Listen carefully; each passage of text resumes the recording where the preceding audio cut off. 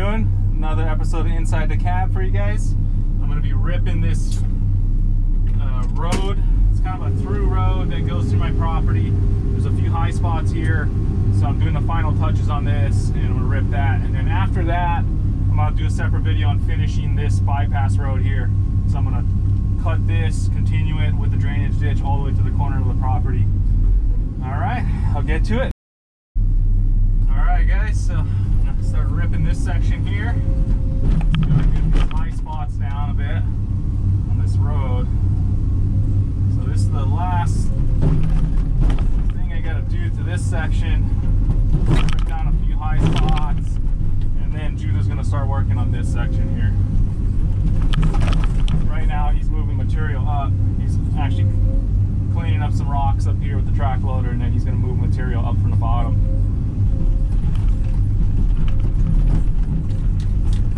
So the rock outcrop here, this is my drainage from that bypass road is going to have to come through here. I got to be careful. I got a tree right here. I don't want to kill that. It is small, so the roots probably don't go out too far. There's a bunch of rock here, so I doubt the roots are even in this section. So it should be okay. But these trees are really sensitive to ripping next to them and kind of digging up the ground.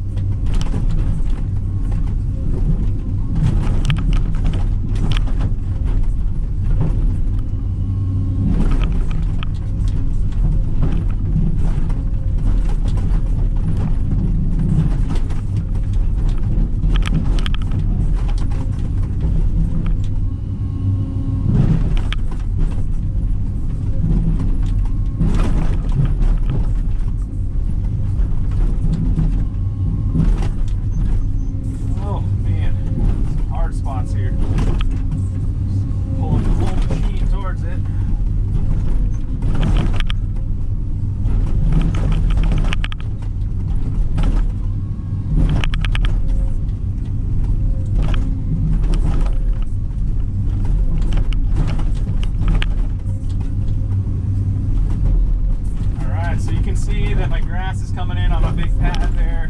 Got all that done. Gonna be shaping the bottom, and that's why Judah's gonna be bringing dirt up to that spot. We're gonna blend in the bottom of the slope there, so I can actually mow it with the mower, so it won't be too steep. It'd be nice to actually walk down the slope right there in the front. We'll be done with that. I'll throw some grass seed down after that. Actually, this whole section we're gonna use the custom-made box grader or land rake, whatever you want to call it, in this section here, and then throw some grass seed down. I'm excited. I'm almost done with this upper section. I mean, there's this section here where Judah's got to work, and then we got to smooth this out and get some grass seed down here. It's going to take a little bit. I'll probably be finishing this up next week. Hopefully he can get to it tomorrow if it doesn't rain. And even if it doesn't flood, then it should still be alright.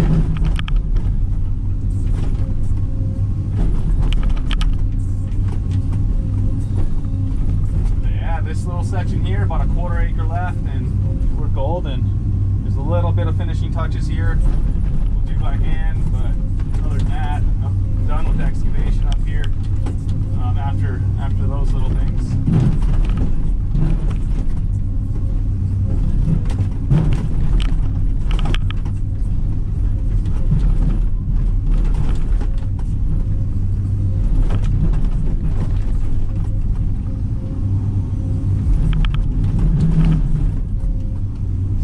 excited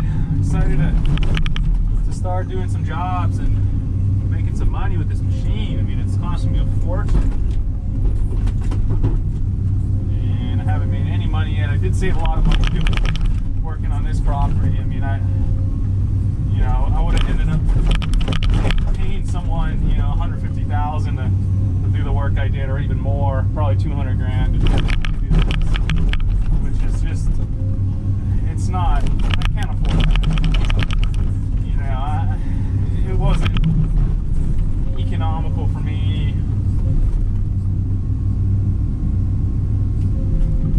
So I decided, you know what, I'm just gonna purchase the machine and put the money that I had saved to excavate the property into the machine. Figuring, I know how to run these things, and I'm just gonna do it myself, and I can do it the way I want it. So this is awesome. I hope you guys like this process. I mean, I have most of this upper section on film, so please watch all the videos if you want to see the whole process done. It's some pretty trick stuff I did up here. I mean, this was a very complicated property to work on, and I actually was trying to get some people up here to do it, and all the excavation guys that I had come up here, they chickened out. They didn't want to do it. I mean, it was too complicated for them. They looked at it and they're like, they didn't want to do it. I mean, I was surprised. I had one guy that had a lot of experience, and he totally just blew me off. And after he came and looked at it, he was like, I mean, he only ran dozers, but he just couldn't do it with the dozer. So he just totally blew me off after that, which is a bummer. He's well known here, and I'm not going to mention any names, but he was a bummer. I mean, he's a family friend of ours, a friend of my dad's, and he just kind of blew me off because he knew that it was going to cost more, and you would need an excavator to come up here, and he doesn't run excavators. So, I mean, he should have just called me and told me that, and just be like, hey, it's a little too complicated for the dozer. You got to get an excavator up, and I kind of knew that. I was hoping he could just do the dozer work, build the pads out, and not come up with or have someone come up with an excavator and clean it up. It was a good thing. I'm actually glad the guys that I had come up here flaked out and didn't do the job, because I was able to get this machine, do it myself, do it the way I want to do it, put way more work than I could have afforded if I was paying someone else to do it into the property. And now I got a machine that's going to make me a lot of money. So I'm excited, and I'm starting a business in excavation because of that. That kind of motivated me, made me realize there's a lack of good operators on this island, especially on the Kona side of the Big Island. A real lack of there's a lot of drivers that drive excavators and dozers, but very few operators around here. And let me just explain between a driver and an operator. So a driver knows how to run the machine. They can run the machine, they know the controls, they know how to dig, they know how to move around. That's an operator. That's a driver. So now an operator is a guy that knows how to drive the machine, but understands how to do excavation work and how to do the engineering side of it. So there's a lot of engineering. There's civil engineering, land engineering that comes into play when you're doing this kind of work. And a lot of these guys that are drivers, they don't know that. They don't understand it. They don't understand drainage. They don't understand how to pack material. They don't understand how to separate material. I mean, they just don't know any of that. They know how to move material from one spot to the next, and that's pretty much it. And they know how to dig. So that's the difference between operators and drivers. The operator knows what to do when it comes to engineering the land as he's building it out, as he's doing excavation work, and knows how to maintain the machine better, knows how to use certain techniques to his advantage, and he does the job right. So again, there's a lot of drivers out there, and I'm sure in the mainland you guys deal with a lot of this as well. A lot of you operators out there are getting undercut by these drivers, and they're doing terrible jobs, and you end up fixing it in the end, and it's costing these landowners a lot of money. So be careful with that. If you're going to hire someone, make sure that they're an operator, not a driver, because anyone can drive these machines, but very few can operate it. So that's the big difference, is, you know, there's drivers and there's operators. So I understand engineering. I actually wanted to be an engineer growing up. I'm very good at math and very good at physics, and I understand land very well. I grew up on a ranch. I grew up, you know, basically being outside on farms and ranches my entire life. I understand drainage, I understand material, the different types, I understand how to pack it, I understand how to shape it, and all that. So, you know, I definitely know how to operate these machines and know how to operate as an excavation operator. So, and that's for me one of the big reasons why I started a business. I realized, you know what, I understand how to operate these machines, you know, as an operator, not a driver, and there's a lack of them here, and it's kind of a niche business. So that's what motivated me. One of the motivations, I got many, but you know, that was a big thing for me, is, you know, seeing that a lot of guys didn't want to take on a complicated property like this, and I had no problem doing it. I knew I could do it, you know, no doubt, and I did it, and I'm almost done, and it's coming out really well, and you'll see when it's all grassed in and how nice it's going to be, and I'll do a final walkthrough of the whole property and explain everything I did and why, and the shapes of everything and the drainage and all that. So it's very complicated with the drainage here. This is a heavy flood zone, so it needed to be done right, and I was really worried about hiring someone and not knowing if they're actually an operator or not. So I'm glad I did it myself, and you know, I'm almost done, so I'm excited. All right, I'm gonna move that camera, and I'll be right back. We'll finish this up.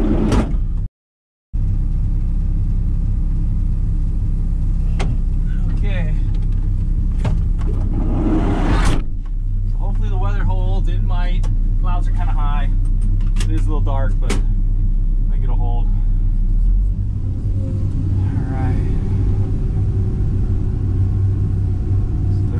Rocky outcrop right here. I'm going to try to get rid of this. Looks pretty hard, but I'll work at it.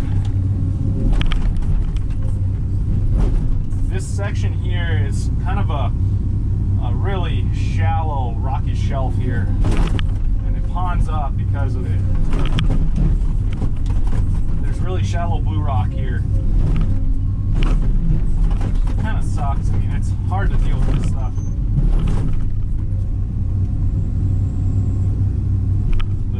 Up. So just a little tip, you want to lift the machine up a little bit on the front, and just to get the tracks. So when you have a track here and it's all on the ground and it's moving, it's tightening up the track too much. So you want to lift one side up, and it's going to give that slack right around. So there's a little slack all over the track, and it'll allow the slack from underneath to give over the top from the front roller.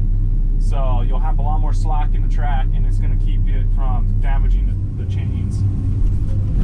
Especially when you're ripping or digging hard, you want to lift the front up. Just slightly, just enough so that roller can roll.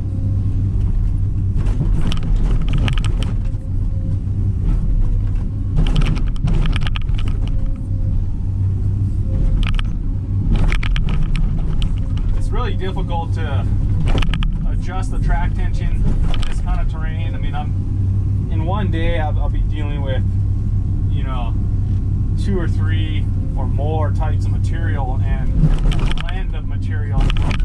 You know, to have to adjust the track constantly, it's not ideal. I mean, it's not realistic.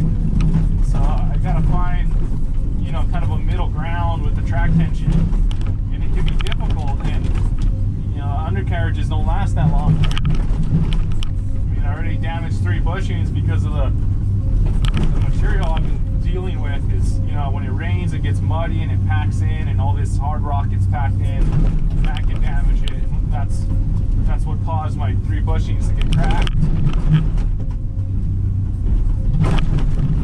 So it's really difficult to find that middle ground to track the engine here.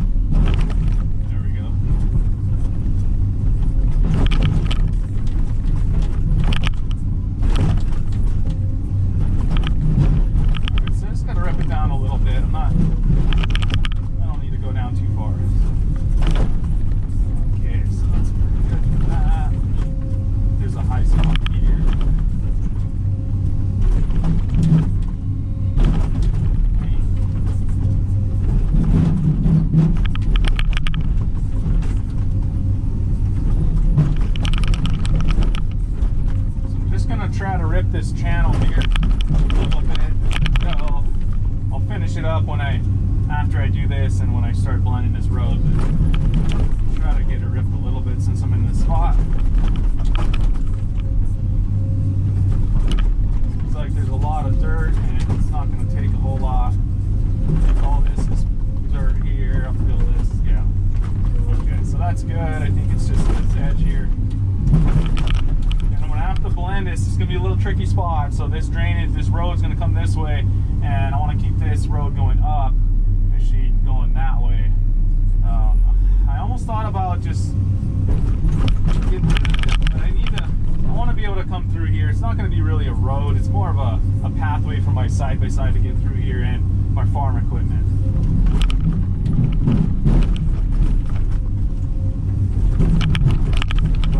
Concern for me is drainage, so this has to drain out the side. I don't want all this stuff draining and it's just going down the property here on the side. It needs to go out to the side of the property.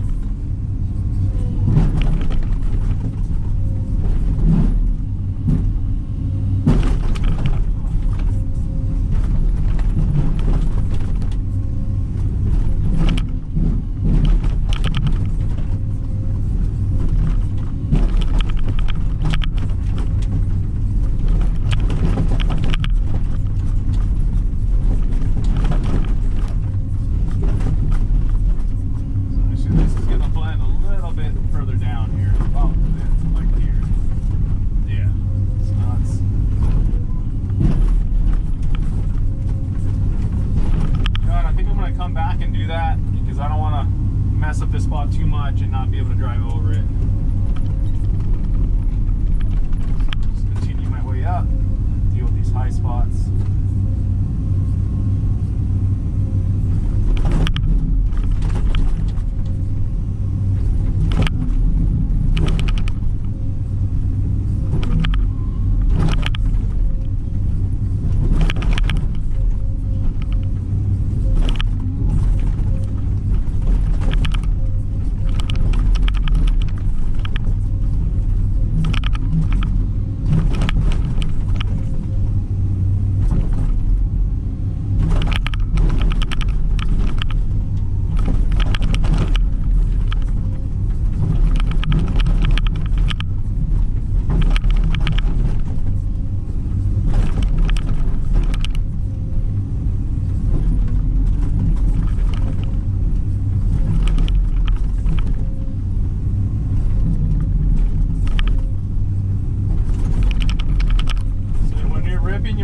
Careful with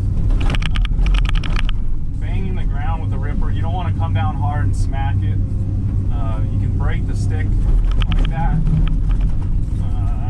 told this story in another video, but I want to go over it again quick here. One of my dad's friends had a friend. It's a friend of a friend of a friend. And was running his machine, so he hired a guy, and he had a ripper on his machine. It was an old Hitachi, and the guy just went at it, went to town with the ripper, and I guess he was just pounding it to the ground and ripping, pound and rip, and he broke the cylinders. So you can see where the cylinder connects here.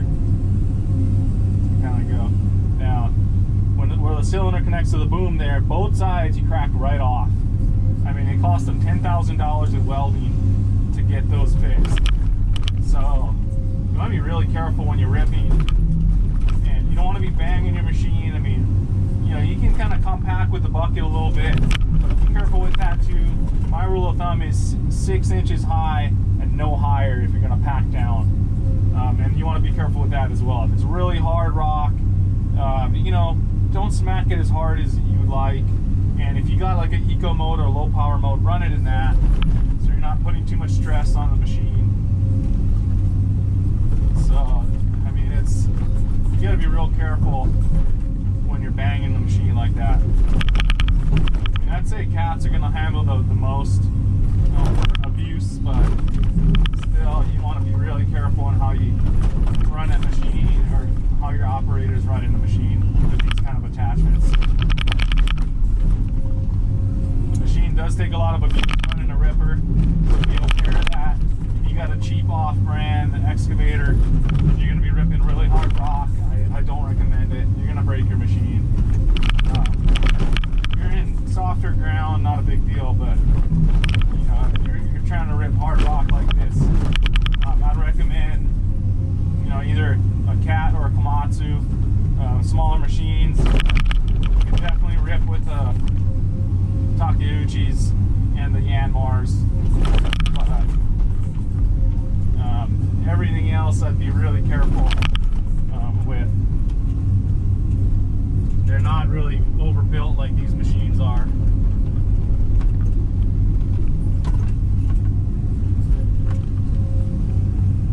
I'm going to adjust the camera a bit.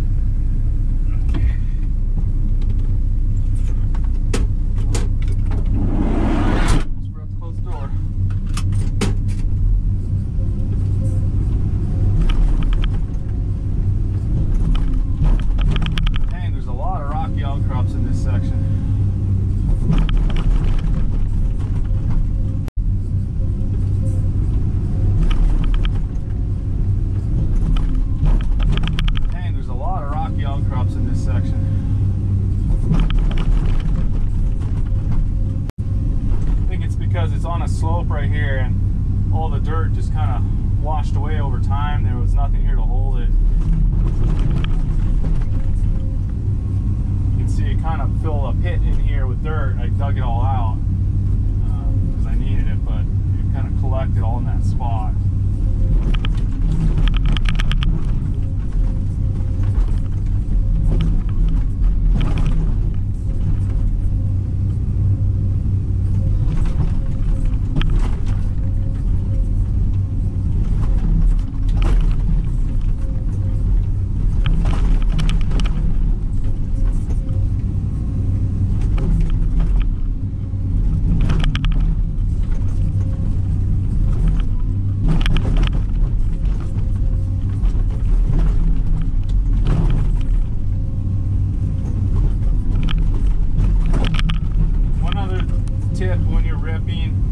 Check the tooth constantly. You don't want that pin to break. What happens is, even if it bends, the collar of the tooth can break, and this is what happens. You see where my cracked windshield that was a piece of the tooth that came flying at the windshield and cracked my windshield because the collar snapped and about a square-inch chunk came out and smacked the windshield. I got lucky that it didn't come through. I mean, it hit it hard. I mean, some of the glass like blew on my leg and cut my leg. So you got to be real careful, and you want to constantly check the pin. So that's one thing to know, kind of a safety issue with these. And I'm a little bummed because I'm going to be getting a polycarbonate shield in front of the windshield to protect for that kind of stuff, because I'm getting a Pecon Multra head on this machine. And I'm bummed that I didn't have it on there. If I had it on there, you know, I would have saved my windshield, but that's alright. It happens. I mean, it was a learning process for me. I didn't realize the pin, that was when I first got the ripper, and I didn't realize the pin was bent. I mean, I didn't think it would bend so easily, but it does. So be aware of that.